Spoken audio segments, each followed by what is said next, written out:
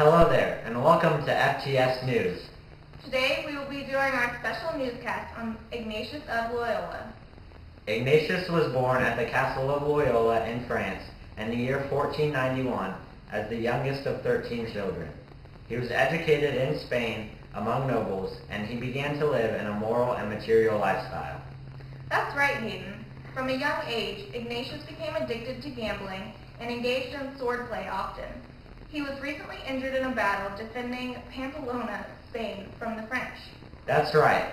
And right now, I'm getting some breaking news. Ignatius of Loyola has just converted to the Catholic faith.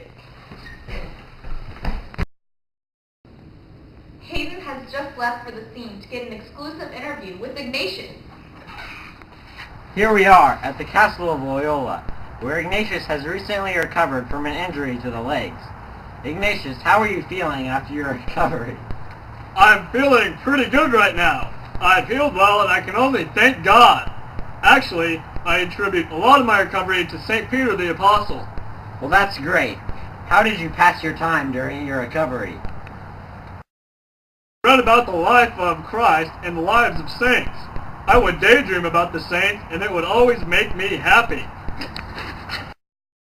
Reading, I was inspired to lead a life of labor and imitate great monastic leaders such as St. Francis of Assisi.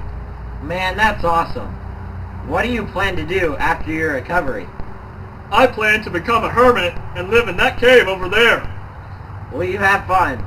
Thanks for your time, Ignatius. And now back to Megan. Thanks, Hayden. Filling in for Hayden is now Emily.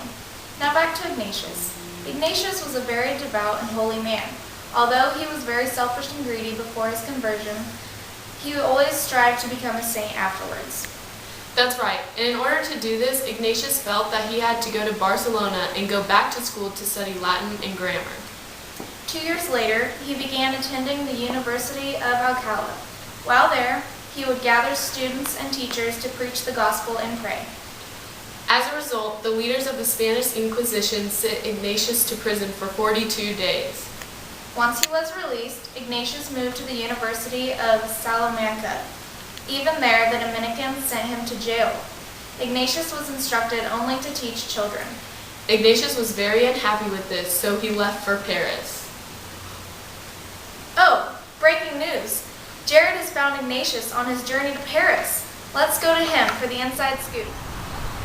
I'm live on the scene of Ignatius' journey to Paris. So, Ignatius, what do you plan on doing in Paris? I plan to study Latin grammar, literature, philosophy, and theology. I also plan on making many new friends while I'm there. What's your ultimate goal while going to Paris? I'd really like to inspire many people and get them to take vows of chastity and poverty, and also to find some people to go to the Holy Land with me. What if the Holy Land war's intensity heightens and you are no longer able to go? In that case, I plan to work in hospitals and also teach the catechism. Okay, Ignatius, I'll let you be on your way. Thank you.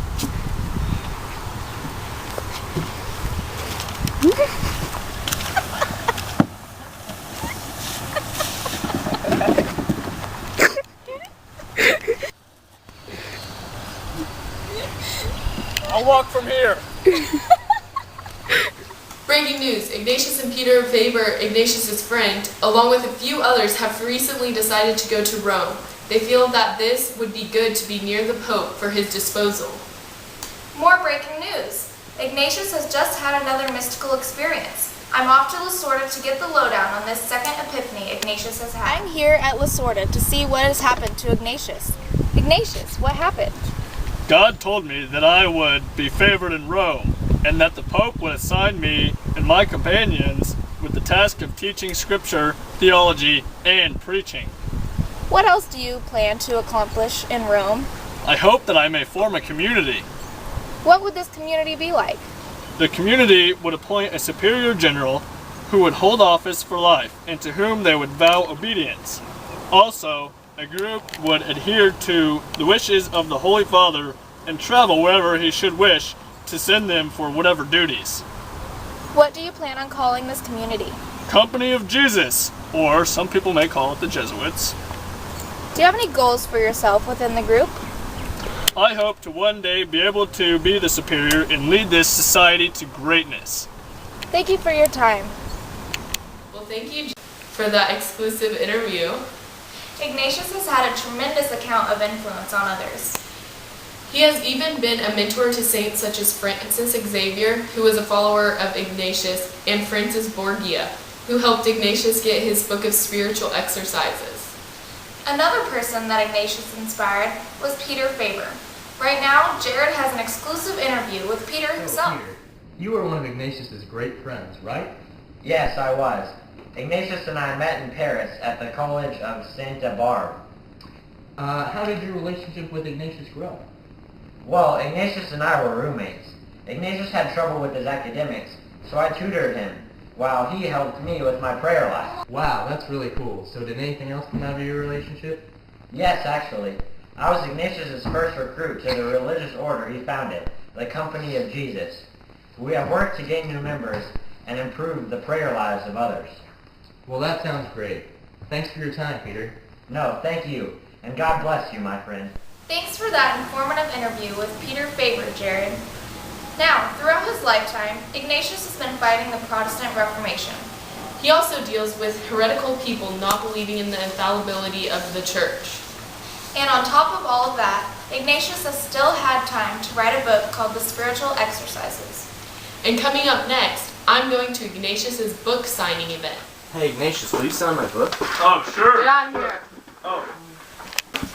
Here we are at Ignatius's book signing event where he has set aside time for us to speak with him. Hello, Ignatius. Thank you for joining us. Not a problem, Emily. So tell us, Ignatius, what did you have in mind when writing this book? I wanted to take souls to a serious state of detachment from the world so they can dedicate themselves to systematic ways of meditation. What a good idea! And it is said that your book is the instrument that God uses to communicate His Spirit to a number of souls towards holiness. What do you think about this? I've always said, Lord, what is it you want of me? So I would say it is an honor for that to be said. I strive for everyone to understand the works of meditation and how much it can help them spiritually. Well, thank you so much for your time, Ignatius. And now we go back to Megan. That was a great interview, Emily. How blessed we are to get so many first-hand accounts with Ignatius. Ignatius was a great, inspiring man, but unfortunately, he passed away in Rome due to stomach illness. That's all we have for you today.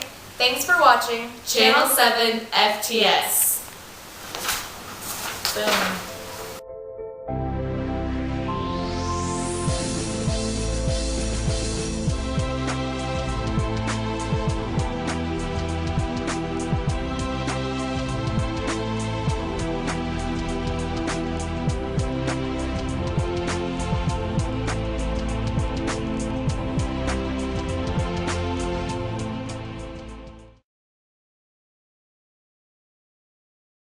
Hello, Ignatius. Thank you for joining us.